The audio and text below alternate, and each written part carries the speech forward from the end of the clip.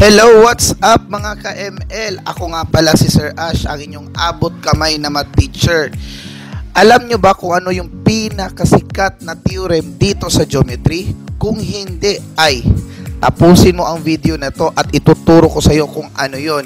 Dahil ang theorem na ito ay magagamit mo as basis of your solving problems in geometry. Kahit mula pa sa triangles papunta sa higher level ay magagamit mo ito. So sit back, relax at tapusin mo ang video na ito.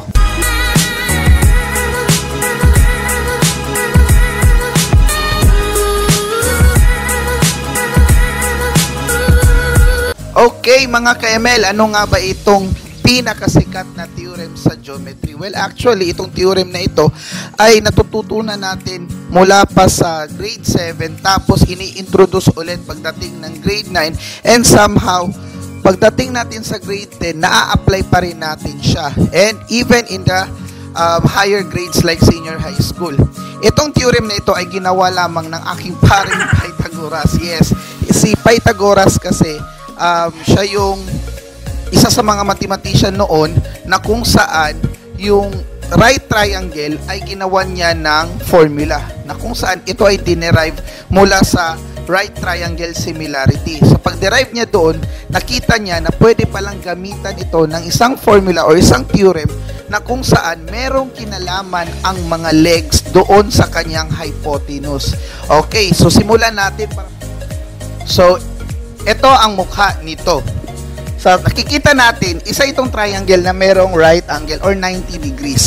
Samantalang itong dalawang natitirang angles ay mga acute angles. Now, itong side na nagpo-form sa right angle, ito yung tinatawag natin na legs. Okay. Ang legs ay pwede mong i-represent as A and B. So, pwede mo itong sabihin as A at pwede mo itong sabihin as B. And itong mga legs na ito ay interchangeable. So, pwede silang pagpalit-palitin. So, si B dito, si A dyan, or pwede din si B dito, si A dito. Okay? So, napakadali lang. Samantalang ito namang side na opposite ng 90 degrees, ito naman yung C. So, itong C, hindi ito legs. Kundi, tinatawag itong hypotenuse. Alright. Hypotenuse. Now, according kay Pythagoras, ang mga legs daw ay may kinalaman or may relasyon sa kanilang hypotenuse.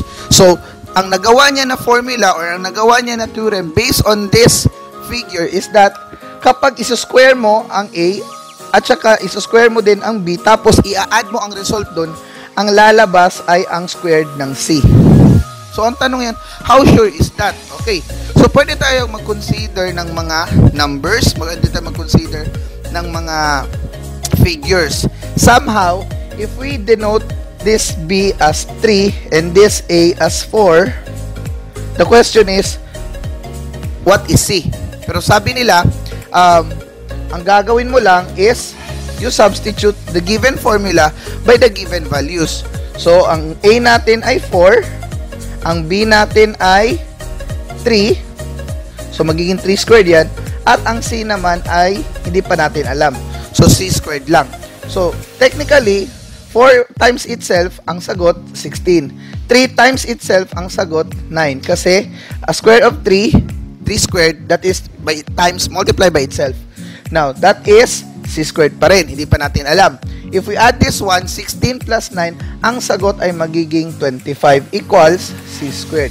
So, in order to get the value of C, we should eliminate the squared here. So, ang gagawin lang natin, isi-square root natin yan, isi-square root natin to, cancel that, and we have C. What is the square root of 25? That is positive and negative 5. However, we are talking about measurements here at wala naman tayong negative measurements. So, therefore, ang i-consider lang natin is yung positive root niya, which is known as the principal root. So, that is positive 5. So, therefore, ito daw ay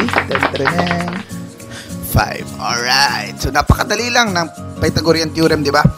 Okay. Now, ang tanong naman, sir, what if may nawawalang, hindi ang hypotenuse ang nawawala, instead ibang number. Okay, pwede mo pa rin gamitin ito. So, erase ko muna to, Okay. What if, ito naman ang given. So, ito daw ay, let's say, 15. At ito naman ay, let's say, ang B natin ay 12. Ano daw ang value ng A? So, technically speaking, ganun pa rin ang gagawin mo. You follow the Pythagorean theorem. A squared plus B squared equals C squared. Then, we substitute. So, since A natin ang nawawala, we just copy A muna. Then, our B is 12. So, we have 12 squared. And our C is 15. So, we have 15 squared. Then, we simplify. So, this will become A squared pa rin. Ang 12 squared is multiplied by itself and that is 144. Then, ang 15 squared multiplied by itself, that is 225. Now, in order to get the value of A, syempre, combine like terms tayo. Ililipat natin si 144 doon sa right side ng equation upang magkasama sila ni 225 since our rule here is to combine like terms. So, that is 225 minus 144 and that is 81. Okay? So, that is A squared pa rin. Then, we apply the square root both sides para makancel out ang squared ng A squared and it will become A na lang. So, what is the square root of 81? And that is 9. So, therefore, your answer is 9. Oh, napakadali lang, di ba? Walang ka-challenge ang Pythagorean theorem. Now, meron mga nagtatanong, Sir, what if walang square root ang sagot? Okay, walang square root ang sagot. Let's give an example na hindi perfect square ang problem or hindi perfect square ang magiging sagot. O, sige, pwede yan. Okay, let's try here. Okay, example natin yan, let's say, ang C natin ay 11, tapos ang A natin ay, let's say, 8, tapos ang B natin, hindi natin alam. Okay, so paano natin makukuha yun? So, by just applying the Pythagorean theorem, we have A squared is 8 squared, B squared, hindi pa natin alam, kasi ang B, hindi natin alam, and ang C natin is 11 squared. So, that will be B squared pa rin. 8 squared here is 64. 11 squared here is 121. Then, lipat natin sa kabila, B squared equals 121 minus 64. Okay. Then, what is the answer? So, 121 minus 64, ano kayang sagot niyan? So, that would be 7. I think that is 57. Okay? 7 times 4, 11 carry 1. So, yeah, that's 57.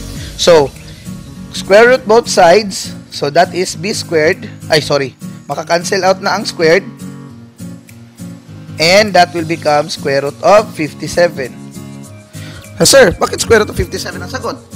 Technically speaking, wala namang square root ng 57. But, if you really wanted to have a value, yung actual value talaga niya, pwede kang gumamit ng calculator because somehow, in order to get the actual value, yung decimal value talaga ng isang number na sin-square root, so, you can round it off to 2 decimal places. So, let's try to use the calculator. So, okay. So, ito, square root of 57. Ano kayang sagot? So, the answer is 7.5498. Ang daming numbers nun.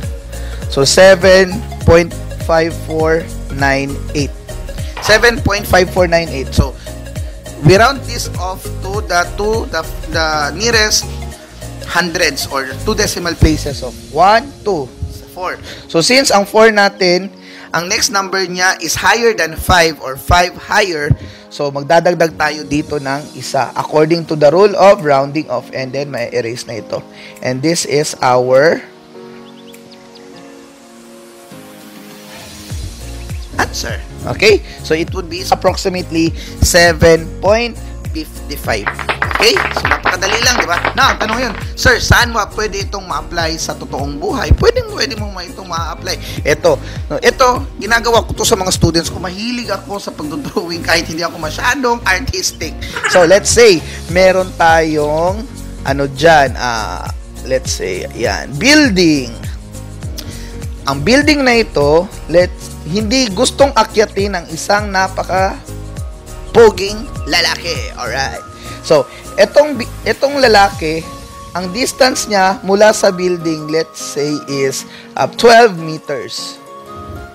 Okay? 12 meters. Tapos, meron siya nakikita ditong isang, let's say, si Superman. Ayan, Superman. Nakikita niya si Superman doon sa taas.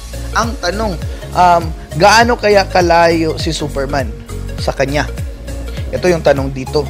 Now, ang building, napag-alaman niya na ang building ay, let's say, 100 meters.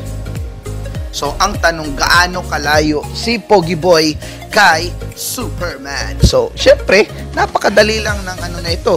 Since this is technically a right triangle, we can apply Pythagorean theorem. And this is your right angle. So, this would be your A or B. Ikaw bahala. This will be your A or B. And syempre, since this is the hypotenuse, siya ang ating C na nawawala. So, ang gagawin mo lang is just to substitute. Okay? So, substitute ka lang dito sa ating Pythagorean theorem. And that would be 100 squared plus 12 squared is equal to C squared. So, 100 squared, that would be 10,000. And 12 squared would be 144. And that is C squared. So, adding them, that would be 10,144 equals C squared. And you get the square root of that. You get the square root of that. And then, you cancel this out. C is, mali na. So, that will be the square root of, the square root of 10,144. And that is equal to 100.72. Approximately 100.72 meters. Kasi ang nalagay dito is 100.717. So, that is approximately 100.72 meters. So, ang layo ni Superman mula kay Pogi Boy ay 100.72 meters. So, napakadali lang ng ating Pythagorean theorem. I hope marami kayong natutunan ngayon sa napakadaling oras na ibinigay ko sa inyo. Actually speaking, I was really hesitant to discuss this, but I think because of the easiest way of the topic, I think it is still needed because somehow nagiging naneneglect na ng iba na alamin pa ito. Because having to know something that is very easy is essential in the foundation of mathematics. This has been your Sir Ash Yung, ang inyong abot kamay na math teacher. And please do not forget to subscribe, like, and share this YouTube channel. Thank you very much and mabuhay.